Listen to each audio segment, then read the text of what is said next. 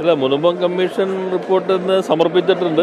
അത് കമ്മീഷൻ റിപ്പോർട്ടിൻ്റെ ഉള്ളടക്കം സ്വാഭാവികമായിട്ടും കമ്മീഷൻ്റെ നടപടിക്രമങ്ങളെ അടിസ്ഥാനപ്പെടുത്തിക്കൊണ്ട് അത് ഇനിയിപ്പോൾ മന്ത്രിസഭ ചർച്ച ചെയ്ത് നിയമസഭയിലേക്ക് എത്തിയതിന് ശേഷം മാത്രമേ നമുക്കത് സംബന്ധിച്ചുള്ള മറ്റു കാര്യങ്ങളിലേക്ക് പോകാൻ കഴിയുള്ളൂ.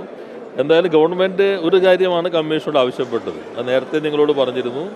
അവിടെ താമസിക്കുന്ന ബോണോഫൈഡ് ആയിട്ടുള്ള ഒക്യുപ്പൻസിൻ്റെ ലീഗൽ റൈറ്റ് സംരക്ഷിക്കുന്നതിന് സർക്കാർ എന്തെല്ലാം നടപടികൾ സ്വീകരിക്കാൻ കഴിയും, ഇതാണ് കമ്മീഷനോട് ആവശ്യപ്പെട്ടത്. അല്ലാതെ അവർക്ക് അവിടെ ലീഗൽ റൈറ്റ് ഉണ്ടോ എന്നോ അവരെ സംരക്ഷിക്കാൻ കഴിയുമോ ഇത്തരം കാര്യങ്ങളൊന്നും അല്ല. അസർട്ടൻ ചെയ്തിട്ട് അവരെ സംരക്ഷിക്കേണ്ടതാണ് എന്ന് ഗവൺമെൻറ് തീരുമാനിച്ചിരുന്നു.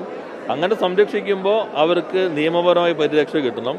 ഏത് കോടതിയിൽ പോയാലും ഭാവിയിലും അവർക്ക് പ്രശ്നങ്ങൾ ഉണ്ടാകാൻ കഴിയില്ല. ഏത് സ്വഭാവത്തിലുള്ള ഭൂമിയാണെങ്കിലും അവരെ സംരക്ഷിക്കാൻ കഴിയണം. അതിന് എന്ത് നടപടികൾ സ്വീകരിക്കാൻ കഴിയും, ഇതാണ് കമ്മീഷനോട് ആവശ്യപ്പെട്ടിരുന്ന കാര്യം. കമ്മീഷൻ റിപ്പോർട്ട് ഇപ്പോൾ ഗവൺമെൻറ്റിന് മുമ്പിലുണ്ട്. ഗവൺമെൻറ് അത് പരിശോധിക്കും. കമ്മീഷൻ റിപ്പോർട്ട് സംബന്ധിച്ച് സാധാരണ നടപടിക്രമങ്ങളുടെ ഭാഗമായി അതിൻ്റെ തുടർ കാര്യങ്ങളും തീരുമാനിക്കും. എന്തായാലും ഗവൺമെൻറ് പൊസിഷൻ നേരത്തെ തന്നെ വ്യക്തമാക്കിയിട്ടുള്ളതാണ്. അല്ല, അത് ഉചിതമായ സ്ഥാനാർത്ഥി അവിടെ കൃത്യസമയത്ത് തന്നെ പ്രഖ്യാപിക്കും. എന്തായാലും നിങ്ങൾക്കിപ്പോൾ നല്ല കാര്യങ്ങൾ കിട്ടിക്കൊണ്ടിരിക്കുന്നുണ്ടല്ലോ, അപ്പോൾ അത്തരം കാര്യങ്ങൾ പോകട്ടെ. ഇപ്പോൾ നല്ല രീതിയിൽ തന്നെ ഇടതു മുന്നണിയുടെ കാര്യങ്ങൾ ചർച്ച ചെയ്ത് തീരുമാനിക്കും. നിലമ്പൂരിലെ ജനങ്ങളുടെ മുൻപിൽ ഏറ്റവും സമ്മതനായിട്ടുള്ള സ്ഥാനാർത്ഥിയെ അവതരിപ്പിക്കാൻ കഴിയും.